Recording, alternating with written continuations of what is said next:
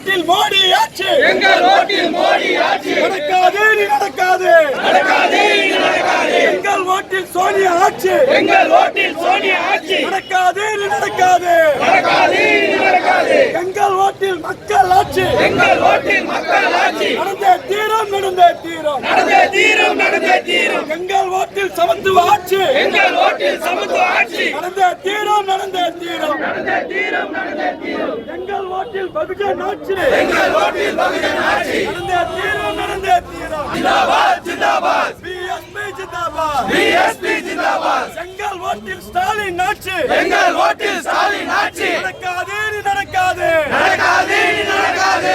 எங்கள் ஓட்டில் எடப்பாடி ஆட்சி, எங்கள் ஓட்டில் எடப்பாடி ஆட்சி. நடக்காது நீ நடக்காது, நடக்காது நடக்காது. எங்கள் ஓட்டில் மோடி ஆட்சி, எங்கள் ஓட்டில் மோடி ஆட்சி. நடக்காது நீ நடக்காது, நடக்காது நடக்காது. எங்கள் ஓட்டில் சோனியா ஆட்சி, எங்கள் ஓட்டில் சோனியா ஆட்சி. நடக்காது நீ நடக்காது, நடக்காது நடக்காது. எங்கள் ஓட்டில் மக்கள் ஆட்சி, எங்கள் ஓட்டில் மக்கள் ஆட்சி. நடந்தே தீரும் நடந்தே தீரும், நடந்தே தீரும் நடந்தே தீரும். எங்கள் ஓட்டில் பகுஜன் ஆட்சி, எங்கள் ஓட்டில் பகுஜன் ஆட்சி. நடந்தே தீரும் நடந்தே தீரும். நடந்தே தீரும் நடந்தே தீரும். ஜெய் பீம், ஜெய் பீம். ஜெய் பீம், ஜெய் பீம். ஜெய் பீம், ஜெய் பீம். ஜெய் பீம், ஜெய் பீம். ஜெய் ஜெய் ஜெய் பீம். ஜெய் பீம். எங்கள் ஓட்டில் எடப்பாடி ஆட்சி, எங்கள் ஓட்டில் எடப்பாடி ஆட்சி. நடக்காது நீ நடக்காது, நடக்காது நடக்காது. எங்கள் ஓட்டில் ஸ்டாலின் ஆட்சி, எங்கள் ஓட்டில் ஸ்டாலின் ஆட்சி. நடக்காது நீ நடக்காது, நடக்காது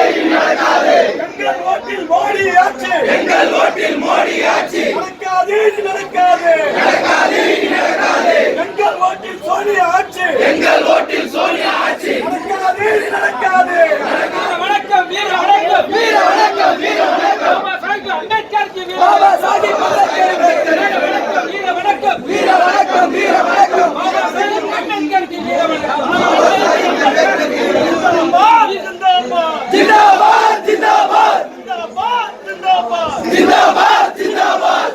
ஜிந்தாபாத் ஜிந்தாபாத். ஜிந்தாபாத் ஜிந்தாபாத். பாபா சாஹிப் ஜிந்தாபாத், பாபா சாஹிப் ஜிந்தாபாத். பாபா சாஹிப் ஜிந்தாபாத், பாபா சாஹிப் ஜிந்தாபாத். பாபா சாஹிப் ஜிந்தாபாத், பாபா சாஹிப் ஜிந்தாபாத். பிஎஸ்பி ஜிந்தாபாத், பிஎஸ்பி ஜிந்தாபாத். பிஎஸ்பி ஜிந்தாபாத், பிஎஸ்பி ஜிந்தாபாத். பாபா சாஹிப் ஜிந்தாபாத், பாபா சாஹிப் ஜிந்தாபாத். ஜிந்தாபாத் ஜிந்தாபாத், ஜிந்தாபாத் ஜிந்தாபாத். பாபா சாஹிப் ஜிந்தாபாத், பாபா சாஹிப் ஜிந்தாபாத். பாபா சாஹிப் ஜிந்தாபாத். பாபா சாஹிப் ஜிந்தாபாத்.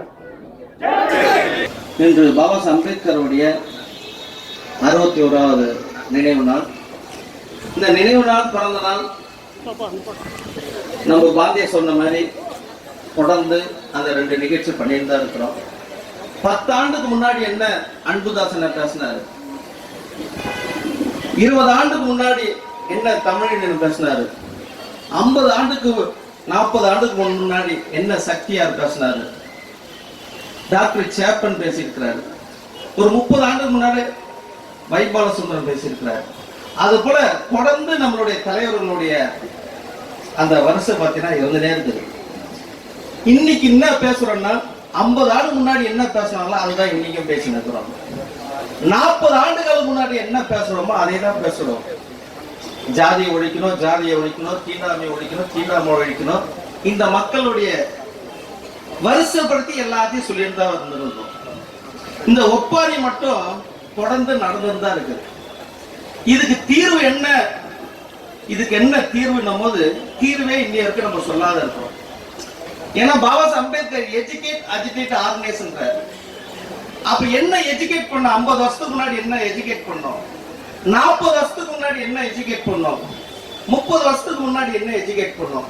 அந்த எஜுகேட் மூலமா அஜிடேட், அறிவு சிந்தனை என்ன அஜிடேட் ஆச்சு? அது மூலமா என்ன ஆர்கனைஸ் ஆகணும்? ஆர்கனைஸ் ஆகணும் பார்த்தா இல்ல.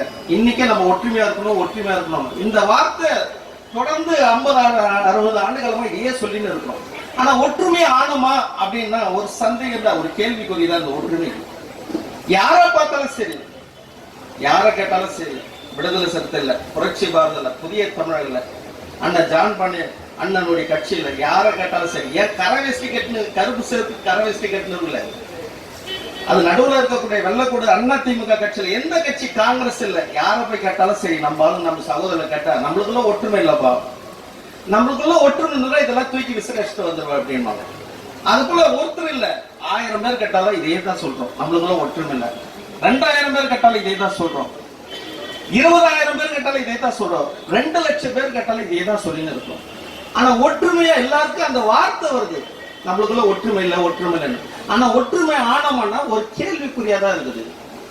இந்த கேள்விக்குறிக்கு என்னன்னா நம்மளுடைய எண்ணத்துல, இப்ப நான் என்னுடைய எண்ணத்துல நான் பேசிட்டு போறேன், அது போல அன்புதாசன் வர்றாரு அவருடைய எண்ணத்துல பேசிட்டு போறாரு, மதிப்பறையன் வர்றாரு அவருடைய எண்ணத்துல பேசிட்டு போறாரு, அவங்க எண்ணத்துல பேசிட்டு போயிட்டே இருக்கிறாங்க. ஒட்டுமொத்தமா பாபா சாஹிபோட எண்ணம்ன்றது இங்க இருக்கு நம்ம தெரிஞ்சுக்கல, இதுதான் பிரச்சனையே போகும். இந்த பிரச்சனை இது தெரிஞ்சுக்கணும்னா கண்டிப்பா ஒற்றுமை ஆயிடுவோம். ஒற்றுமையா ஆக விட மாட்டோம் RSS. ஏன்னா இங்க இருக்கக்கூடிய பாபா அம்பேத்கரிசம்ன்றது இந்தியா முழுக்க எந்த மகாராஷ்டிரால பாபா அம்பேத்கர் பிறந்தாரோ அதே மகாராஷ்டிரால பூனேல தான் RSS உருவாக்குன அம்பேத்கரிசம் தான் இந்தியா முழுக்க பரவி இருக்குது. இந்தியா முழுக்க பாபா அம்பேத்கரிசம்ன்றது RSS உருவாக்குனதுதான். அந்த RSS உருவாக்குனதால்தான் நம்ம இந்திய வரைக்கும் பாபா அம்பேத்கர் அப்படின்னும் போது கோணி பையில உட்கார்ந்தாரு, மாட்டு வண்டியில வந்தாரு, 8 மணி நேரம் வேலை வாங்கி கொடுத்தார், அரசியல் சட்டத்தை எழுதி வச்சார். இதை தாண்டி ஏதாவது கேட்டோம்னா எந்த பதில வர மாட்டேங்குது. ஏன் one word question one word answer? எவ்வளவு SC/ST எம்ப்ளாயிஸ் வந்திருக்கிறாங்க, அவங்க வார்த்தையில இருந்து பேசும்போது எவ்வளவு சகோதரர் வந்திருக்கிறாங்க, அவங்க கிட்ட இருந்து பேசும்போது பாபா சாஹிபோடைய one word question one word answer. இன்னைக்கு 234 தொகுதி, 46 தொகுதி சட்டமன்ற தொகுதி ரிசர்வ் தொகுதியா இருக்கு. அந்த தொகுதி ரிசர்வ் தொகுதி என்னைக்கு சுதந்திரம் கிடைச்சதுன்னா ஆகஸ்ட் 15, 1947. இந்த ரிசர்வ் தொகுதி எப்போ கிடைச்சது அப்படின்னு அந்த 46 பேர் இல்ல நிறைய பேர் கேட்டாலும் சரி, அந்த தொகுதி எப்போ கிடைச்சதுன்னா தேதி தெரியாது, மாசம் தெரியாது, வருஷம் தெரியாது. தெரிஞ்சவங்க பார்த்தீங்கன்னா குறிப்பிட்டு ஒரு நபர்களா தான் இருக்கிறாங்க. அப்படி யாருன்னா சொல்லக்கூடிய நபரா இருந்தாலும் சரி, அந்த ரிசர்வ் தொகுதி தனி தொகுதி எப்படி கிடைச்சது நம்மளுக்கு அதோடைய வரலாறு சொல்லணும்னா தேதி மாசம் வருஷம் சொன்னாலும் சரி, அந்த ரிசர்வ் தொகுதியில தனி தொகுதியில போட்டிட்டு வெற்றி பெற்ற யாருன்னா ஒருத்தர் தான் சொல்ல முடியாது. அடுத்த கேள்வி, இந்த சீட்டு யார் கொடுத்ததுன்னா புரட்சி தலைவி அம்மா கொடுத்ததுன்னு தவிர டாக்டர் கலைஞர் கொடுத்தது பாபா அம்பேத்கர் கொடுத்ததுன்னு சொல்ல மாட்டாங்க. அப்போ one word question one word answer வரும் நமக்கு தெரியும். நீங்க சட்டமன்றத்தில் போனாலும் சரி அதான் சொல்றோம், தலித்துகள் தோல்மலை துண்டு போட்டு அழகு பார்த்தர் கலைஞர் அல்ல வாழ்றோம். யார் துண்டு போட்டது, யார் சட்ட பேண்ட் போட்டது கொடுத்தது கூட இந்த பேனா எப்படி கைக்கு வந்தது கூட வரலாறு தெரியாத இருக்கும். அது போல இன்னைக்கு இருக்கக்கூடிய கல்வியாளராக இருக்கக்கூடிய மத்திய அரசு மாநில அரசு ஊழியராக இருக்கக்கூடிய இன்னைக்கு ஒரு அப்ளிகேஷன் வாங்கினா கூட சரி 500 ரூபாய்னா 250 ரூபாய் கிடைக்கும். ஒரு வயசு உச்ச வரும்போது பாத்தீங்கன்னா 35 வயசுல 40 வயசு கிடைக்குது. 36 வயசு காந்தி பேரன் பேத்தி இருந்தாலும் வெளியே போறாங்க, கடா வயசுல வெளியே தத்துறாங்க. 37 வயசு நேருடைய குடும்பம்னால வெளியே தத்துறாங்க. 38 வயசு ஊர்ல ஜமீன்தார் பண்ணையாரனால வெளியே தத்துறாங்க. 39 வருஷம் ஆண்டப்புற நகரம் வெளியே தத்துறாங்க. 40 வயசுல நம்மளுக்கு வேலை கிடைக்குது. இந்த 40 வயசுல வேலை கிடைச்சது யாரால கிடைச்சது, எப்படி கிடைச்சது, இதோடைய வரலாறுங்க. இந்த எம்ப்ளாய்மெண்ட் எப்போ கிடைச்சது, இதோடைய வரலாறு சொன்னா அதுவும் தெரியல. அது போல இந்த கல்வி, இன்னைக்கு நான் ஒரு வழக்கறிஞரா இருக்கக்கூடிய எங்க அப்பா ஏதாவது ஹைகோர்ட்ல ஏதாவது நீதிபதியா இருந்தா வரலாறே கிடையாது. என் பாட்டு எதனா சுப்ரீம் கோர்ட்ல ஏதாவது இருந்தாருன்னா வரலாறே கிடையாது. ஏதாவது குமாஸ்தா வேலைன்னா செய்து எந்த வரலாறு கிடையாது. அப்போ இந்த கல்வி எப்படி வந்தது நம்மளுக்கு? ஒரு போயிட்டு ஒரு பிராமணன் வீட்டுல போனா ராகவச்சாரின்னு ஒரு வீட்டுல போனா 4 போட்டோ வச்சிருக்காரு. அந்த போட்டோ பார்க்கும்போது அறிமுகப்படுத்துறாங்க, இவர் எங்க தாத்தா ஹைகோர்ட்ல இருந்தாரு அட்வொகேட் ஜெனரல், எங்க கொள்ளு தாத்தா இவர் சுப்ரீம் கோர்ட்ல இருந்தான்றாங்க. நம்மளுக்கு வரலாறே கிடையாது. அப்ப நம்ம பாட்டு முப்பாட்டுன்னு பார்த்து என்னன்னா அறிவாளியா இருந்துக்கிறாங்க, ஆனா படிப்பாளியா கிடையாது. ஏன்னா படிக்கிறதுக்கு அனுமதி கிடையாது. இந்த மக்கள் மட்டும் இல்ல, பிற்படுத்தப்பட்ட மக்கள். ராம்தாஸ் டாக்டர் இருக்கிறார், மருத்துவர். அவங்க அப்பா ஏதாவது டாக்டரா இருந்தாருன்னா வரலாறு கிடையாது. அவங்க பாட்ட டாக்டர் இருந்தா வரலாறு கிடையாது. அதுபோல பிசியா இருக்கக்கூடிய எம்பிசியா மக்கள் இருக்கக்கூடிய எந்த மக்களுக்கும் அந்த வரலாறு கிடையாது. அப்ப இந்த வரலாறு எப்படி வந்தது, இந்த பேனா எப்படி வந்ததுன்னா பாபா சாஹிப் தாண்டி எதுவுமே கிடையாது. அப்படியாப்பட்ட மக்கள் இன்னைக்கு நம்ம செலவு ஒரு செலவு வச்சுட்டு ஒரு மாலை போட்டா செருப்பு மாலை போடுறாங்க. எந்த மக்கள் பார்த்தோம்னா வன்னியர் மக்கள் போடுறாங்க, தேவர் மக்கள் போடுறாங்க, இது போல பிசி எம்பிசி மக்கள் போடுறாங்க. என்னடா இந்த அம்பேத்கர் சொல்றது நம்ம எண்ணத்துல செலவிக்கிறோம். உண்மையாவே பாபா அம்பேத்கர் எண்ணத்துல நம்ம செலவிக்கிறது. நம்ம எண்ணத்துல வைக்கிறதால தான் அவன் எண்ணத்துல இருந்து மாற போறான். உண்மையாலுமே பாபா சாஹிப் எண்ணத்துல நம்ம செல அமைச்சிருந்தோம்னா அது வண்டியாரா இருக்கட்டும், தேவரா இருக்கட்டும், முதலியா இருக்கட்டும், சிலையை வந்து தட்டி பார்க்கணும். தட்டி பார்த்து சிமெண்ட் செலை வச்சுக்கிறியா, நான் வெங்கல செலை வைக்கிறேன் பாரு. ஏன்னா ஓட்டுனது ஒரு மட்டும் இல்லை, எனக்கும் ஓட்டு உரிமை வாங்கினது பாபா சாஹிப் இருக்காரு. எஜுகேஷன்ல, எம்ப்ளாய்மெண்ட்ல, ரிசர்வேஷன்ல உனக்கு மட்டும் இல்லை, எனக்கு மட்டும் தான்.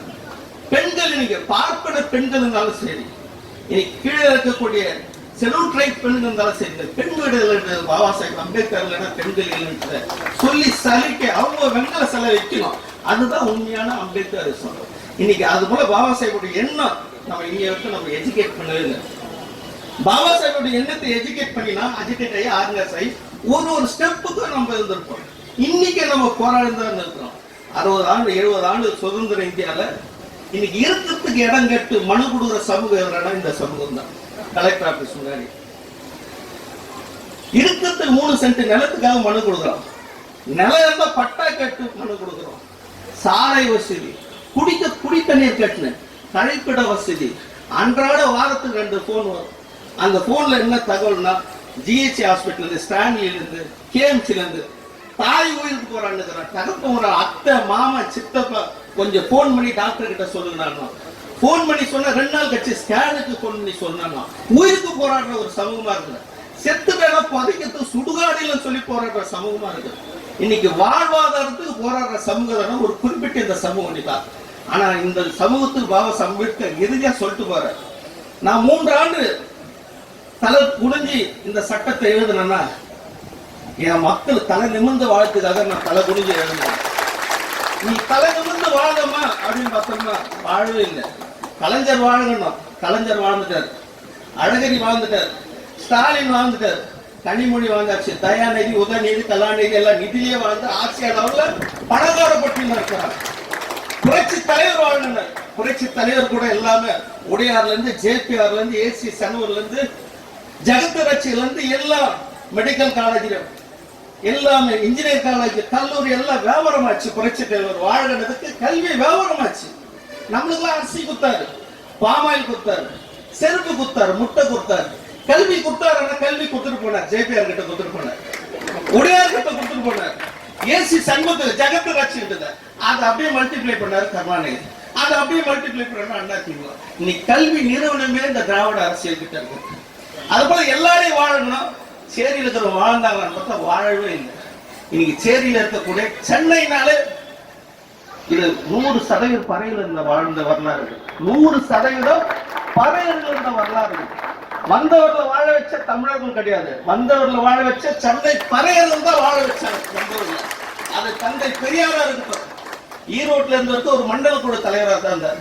என்னைக்கு சென்னைக்கு வந்து சிந்தார்பட்டில் தங்கினாரோ அன்னைக்கு காங்கிரஸ் காரங்களாம் தாக்குன பிறகு அன்னைக்கு தந்தை பெரியார் கூட இரவும் பகலாம், இரவுல தீப்பந்தத்தோடு மாட்டுக்கறி சாப்பிட்டு கல்லு குடிச்சு அன்னைக்கு பெரியார பாதுகாத்தாங்க. ஒரு காலத்துல திராவிட கழகனால பறையர் கட்சின்னு, பறையர் கழகன்வாங்க.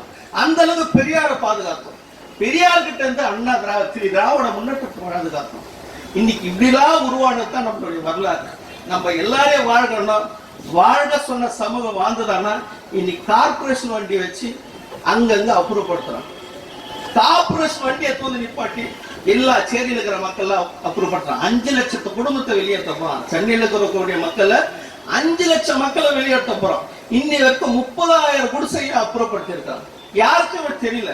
ஏதாவது போய் பேசலான்னு அந்த மக்கள் கிட்ட போனா ஒரு 100 பேர் சேர்ந்து நம்ம சட்ட ரீதியா சந்திப்போம், போராடலாம் அப்படின்னு சொல்லிட்டு வந்தா சாதாரண ஒரு வட்ட துணை செயலர், இணை செயலர் அண்ணா திமுக போய் அந்த மக்கள் கிட்ட போய் சொல்றாங்க, என்னன்னா வர்ற டோக்கன் கூட வரப்போறது இல்ல, வர்ற டோக்கன் கூட வரப்போறது அவ்வளவுதான், முடிஞ்சு போச்சு அப்படின்னு உடனே ஓடி போய் டோக்கன் வாங்கிக்கிறாங்க.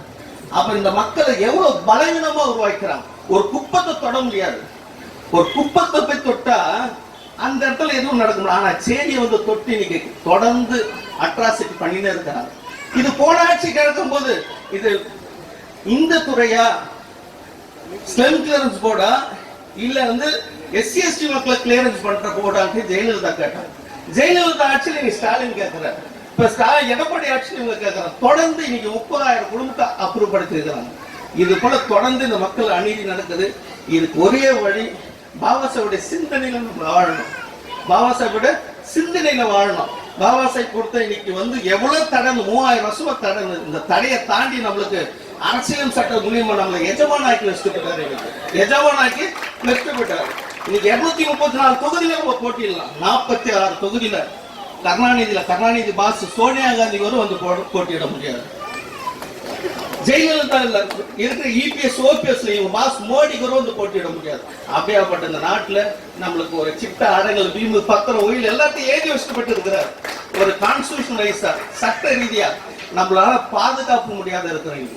அதனால தயவு கூர்ந்து நம்மளாம் வந்து இன்னைக்கு ஆர்கனைஸ்ன்ற வார்த்தை பாபா சாஹிபுடைய சிந்தனையில இருந்தா தான் இது வெற்றி பெற முடியும். இல்லாட்டி எதிர்காலம் ரொம்ப மோசமா இருக்குது. ஒரு காலத்துல 10வது ஃபெயில் ஆயிட்டா போதும் சூசைட் பண்ணிப்பாங்க குழந்தைங்க. +2 ஃபெயில் ஆயிட்டா சூசைட் பண்ணிப்பாங்க. இன்னைக்கு அப்படியே தலைக்கீழ இருக்குது. 1176 மதிப்பெண் எடுத்து ஒரு குழந்தை அனிதா சூசைட் பண்ணிக்குது. இந்த நிலைமை பாருங்க. ஒரு குழந்தை மட்டும் இல்ல, நிறைய குழந்தைகளுடைய கனவுகள் எல்லாமே சூசைட் ஆயிடுது. அது அந்த குழந்தையோட அதிக மதிப்பெண் எடுத்துக்குது. மெரிட்ல கிடைச்சிருக்கு மருத்துவம், ஆனா வந்து கிடைக்கல. என்னடா நீட் அப்படின்னு ஒரு தடை இருக்குது. இந்த தடை 3000 வருஷமா இருக்குது. பேரு மட்டும் மாறி மாறி மாறி வந்து இருக்கு. இந்த வர்ணாசிரம சிஸ்டத்துல பேரு மட்டும் மாறி மாறி வந்து நீட்டுன்னு வருது. இந்த நீட்டு அந்த குழந்தைய பார்க்கும்போது, பத்திரிகையில பார்க்கும்போது நீட்டுனா எனக்கு ஒண்ணுமே தெரியல. அந்த குழந்தை ஒண்ணுமே தெரியலன்னும் போது அந்த குழந்தை வந்து ஒரு மக்கு குழந்தை கிடையாது. ஒரு எஜுகேஷன் சிஸ்டமே நம்மளுக்கு போனோம்னா ஒரு மிட் டெர்ம் டெஸ்ட் எக்ஸாம் வைப்பான். அது முடிஞ்ச குவார்டர்லி எக்ஸாம், அது முடிஞ்ச மிட் டெர்ம் டெஸ்ட், அது ஹாஃப் இயர்லி எக்ஸாம். இதுலயே தெரிஞ்சிடும் ஒரு குழந்தையோட நிலைமை எவ்வளவு மதிப்பெண் எடுப்பாங்க, ஆனுவலுக்கு எவ்வளவு எடுப்பாங்க, சயின்ஸ்ல வீக்கா இருக்குதா, மேத்தமெட்டிக்ஸ்ல வீக்கா இருக்குதா, இங்கிலீஷ்ல வீக்கா இருக்குதா, உடனே டியூஷன் போவாங்க. ரிசீவ் பண்ற கெப்பாசிட்டி இருக்காது, இல்ல டைமிங் இருக்காது. அதனால உடனே டியூஷன் சென்டருக்கு போவாங்க அந்த குழந்தை. ஆனா அந்த குழந்தை இந்த சிஸ்டத்துல இல்லாத குக்கிராமத்துல இருக்கக்கூடிய குழந்தை 1174 மார்க் எடுக்குது. அப்ப நீட்டு என்னன்னு தெரியலன்னும் போது சிலபஸ் புத்தகம் அந்த குழந்தை கிட்ட. சிலபஸ் புத்தகம் இருந்தாலும் ஆசிரியர் வேணும். அடுத்த இது எழுத வேண்டியதுங்க, நீட்டு படிக்க வேண்டியது. அடுத்த வேலை சாப்பாடு இல்லை அந்த குழந்தைக்கு. அந்த சமையல் ரூமை காட்டும் போது அந்த குழந்தைக்கு பாத்திரம் கூட இல்லை அந்த குழந்தைக்கு. அப்படியேப்பட்ட குழந்தை அடுத்த முறை எப்படி எழுதுறது எவ்வளவு பெரிய கஷ்டம் அந்த குழந்தைக்கு. ஒரு ராஜா கிட்ட போயிட்டு எஸ்வி சேகர் கிட்ட போய் உருது எழுத்து அரபின் எழுத்து ஐயா கொஞ்சம் படிச்சு சொல்லுங்க, இது எழுதி காட்டினா எழுத முடியுமா? எழுத முடியும். ஒரு ஆசிரியர் வேணும், டீச்சர் இருந்தா எழுதலாம். இப்ப நம்ம கிட்ட ஒரு இந்தி புத்தகத்தை கொடுத்து தாங்காச்சாங்க எழுத முடியுமா? எழுதலாம். ஆசிரியர் வந்து எப்படி ஆரம்பிக்கிறது, அதோடைய சொல்லுனா அதோடைய பொருள்னா அர்த்தம் சொல்லி கொடுத்தா தான் நம்மளுக்கு தெரியும். அது போல நீட்டுன்றது ஒரு சிலபஸ் இல்லாத, ஆசிரியர் இல்லாத அந்த குழந்தை இறந்து போச்சு. இது எதிர்காலத்தில் இனிமேல் எப்படி வரப்போகுதுன்னா தடை. இன்னைக்கு எம்பிபிஎஸ் மட்டும் இல்ல, எல்கேஜி கூட நீட் வந்தாச்சு. எல்கேஜி படிக்கிறதுக்கு கூட நீட் வந்தாச்சு. இந்த திராவிட அரசியல் இன்னைக்கு 50 ஆண்டு ஆட்சி செய்த அரசியல் எல்கேஜி கூட இன்னைக்கு நீட் வந்தாச்சு. உலக எந்த மாநிலத்துல இல்லாத இந்த மாநிலத்துல நீட் எப்படான்னா எல்கேஜி படிக்கிறதுக்கு ஃபாதர் என்ன படிச்சுக்கிறான்னு கேட்கறான். இது ஒரு நீட்டு. ஃபாதர் படிச்சிருந்தா அந்த குழந்தைக்கு எல்கேஜி சேர்த்து. மதர் என்ன படிச்சிருக்கிறாங்க கேட்கறான். பேன் கார்டுக்குதா, இன்கம் டேக்ஸ் பேன் கார்டுக்குதா, வருமான வரி எவ்வளவு கட்டி இருக்கிறாங்க, இமெயில் ஐடிக்குதான் கேட்கறாங்க, கார் நம்பர் இருக்குதான்னு கேட்கறாங்க, கடைசி அன்பளிப்பு எவ்வளவு கேட்கறான்னு கேட்கறாங்க. இன்னைக்கு சென்னையில 1 லட்சம் ரூபாய் எல்கேஜி ஸ்டார்ட் ஆயிடுச்சு. வேளாங்கல்ல 1 லட்சம் ரூபாய், 2 லட்சம் ரூபாய் SPL. Chennai public school Arcot Veerasamy தம்பி ஸ்கூல்ல 4 லட்சம் ரூபாய். பார் கவுன்சில் சேர்மன் அமௌண்ட் நான் ஒரு சீட் வாங்கி கொடுத்தா சென்ட் ஜோசப். நான் உடனே பேசி வச்சுட்டேன். நான் ஒரு 2 நாள் பொறுத்துக்கினேன், 4 நாள் ஆயிடுச்சு போன் பண்ணி சொன்னேன். இன்னும் 1 நாள் பொறுத்துக்கினேன், 5ஆவது நாள் போன் பண்ணேன். இன்ஃபுளுன்ஸ் பண்ணி சென்னை பப்ளிக் ஸ்கூல்ல சேர்த்துக்கிறேன் குழந்தைய. எப்படி சேர்த்துக்கிறேன்? 4 லட்சம் ரூபாய் டொனேஷன் கொடுத்தேன். 4 லட்சம் ரூபாய் டொனேஷன் கொடுத்து இன்ஃபுளுன்ஸ் பண்ணி போய் சேர்த்துக்குவாங்க. இன்னைக்கு சென்னை பவன்ஸ்ல 7 லட்சம் ரூபாய் 8 லட்சம் ரூபாய் எல்கேஜி சீட்டு. இன்னும் 10 ஆண்டு கழிச்சு என்ன ஆகும், 20 ஆண்டு கழிச்சு என்ன ஆகும், 30 ஆண்டு கழிச்சு என்ன ஆகுதுன்னா, ஒரு காலத்துல குடிமை இருந்தா தான் கல்வி, பாப்பாண்ண ஒண்டிதான் கல்வி இருந்தது. இப்ப பொருளாதாரம் இருந்தா தான் கல்வின்ற நிலைமைக்கு வரக்கூடிய. அதனால நம்ம மக்களை வந்து எஜுகேட் பண்ணணும். மாட்டுக்காக 10 லட்சம் பேர் கொடுக்கணும். எஸ்ஆர்எம்ல 5 லட்சம் ரூபாய் ஃபீஸ் கட்டு வந்து உட்காரும். ஜேபிஆர் காலத்துல 5 லட்சம் ரூபாய் கட்டு வரும். ஆர்எம்ல 5 லட்சம் ரூபாய் மாட்டுக்காக. மனுஷன் ஹியூமன் பீக்காக அடிப்படையா இருக்கக்கூடிய நமக்கு fundamental rights education, employment, industrial, land, health, fundamental ரைட்ஸ்லயே பாபா அம்பேத்கர் தெளிவா கொடுத்துருக்கிறார். ஆர்டிகல் 21A சொல்லுது 6 வயசுல இருந்து 14 வயசு இருக்கக்கூடிய சிறார்களுக்கு கட்டாய இலவச கல்வி கொடுத்தாங்க. கல்வி கொடுத்தாங்க, கல்வி கொடுக்கல. அன்னைக்கு கோயம்புத்தூருக்கு அந்த குழந்தைங்களை பார்த்தேன். லா கலெக்ட் சொன்னா என்ரோல்மெண்ட் பண்ணணும். சரி என்ரோல்மெண்ட் பண்ணிடுறப்ப போபான்னு எல்லாரும் மேல வழக்கு இருக்குது. இன்னும் வழக்கம் பார்த்தா டாஸ்மாக் கடை அழைச்ச வழக்கு இருக்குது. அவ்வளவுதான். அந்த குழந்தைய வந்து நம்ம வந்து அந்த பசங்களை மாணவர்கள் வந்து என்ரோல்மெண்ட் பண்ண முடியாது. எத்தனை வருஷம் ஆகும் தெரியாது. ஏன்னா அங்க நீதிமன்றத்துக்கு ஒரு நீட் ஒண்ணு போட்டாங்க. ஒரு பிஎல் படிக்கணும்னா போலீஸ்ல போய் சர்டிஃபிகேட் வாங்கி, பிஎல் முடிச்சிட்டா போலீஸ் என்கொயரி ஒரு எஃப்ஐஆர் இருந்தாலும் என்ரோல்மெண்ட் பண்ணக்கூடாதுன்னு அங்க ஒரு நீட் இருக்குது. அப்ப இதை தாண்டி எப்படி என்ன பண்ண போறோம் நம்ம அப்படின்னு பார்த்தா அந்த குழந்தைங்க டாஸ்மாக் கடை அரைச்ச கேஸ். டாஸ்மாக் கடை பாதி மூட சொல்றோம். இன்னைக்கு 2000 பள்ளிக்கூடம் மூடி இருக்கிறாங்க. அரசாங்க பள்ளிக்கூடம் 2000 பள்ளிக்கூடம் மூடி இருக்கிறாங்க. ஒரு ஆசிரியர் வந்து என்கிட்ட விவாதம் பண்றாரு. அரசாங்க பள்ளிக்கூடம் மூடுறாங்க. எங்க மூடுறாங்க? நாங்களும் போய் மாணவர்களை போயிட்டு வீடு வீடா போய் தேடி கொண்டு வரோம். எதுக்கு கொண்டு வரீங்கன்னா மாணவர் இருக்குது. 5 பள்ளிக்கூடத்தை இணைச்சிங்களான்னு கேட்டேன். ஆமா 5 பள்ளிக்கூடத்தை இணைச்சேன். 5 பள்ளிக்கூடத்தை இணைச்சிங்கன்னா ஒரு பள்ளிக்கூடம் 4 பள்ளிக்கூடம் என்ன ஆச்சுன்னா மூடியாச்சு. இணைப்புன்ற பேர்ல இன்னைக்கு அரசாங்க பள்ளிக்கூடம் மூடி இருக்கிறான். இன்னைக்கு டாஸ்மாக் கடை திறந்துருக்கிறான். அதை போய் மூடலான்னு போனா ஒரு கதவு திறந்துருக்குது. என்னன்னா ஜெயில் கதவு திறந்து அங்க அனுப்புறாங்க. டிவில எல்லாம் நம்ம பாக்குறோம். என்னன்னா டாஸ்மாக் கடை மூடுறதா பாக்குறோம். ஒரு கதவு திறந்து ஜெயிலுக்கு அனுப்புற கதவு திறந்து அனுப்புறதை யாரை பார்க்க மாட்டோம். இரவு 3 மணிக்கு 4 மணிக்கு எந்த பெண்கள் எல்லாம் மூடுனாங்களோ அந்த பெண்கள் எல்லாம் சிறைக்கு அனுப்பிச்சாங்க. இன்னைக்கு 95% எல்லா கடை திறந்தாச்சு. 5% இருக்குது திறக்காத கடை. என்னன்னா அங்க இருக்கக்கூடிய அதிகாரிகள் நேர்மையா இருக்கிறது, காவல்துறை அதிகாரி நேர்மையா இருக்கிறதால அந்த 5% கடை மூடி இருக்கு.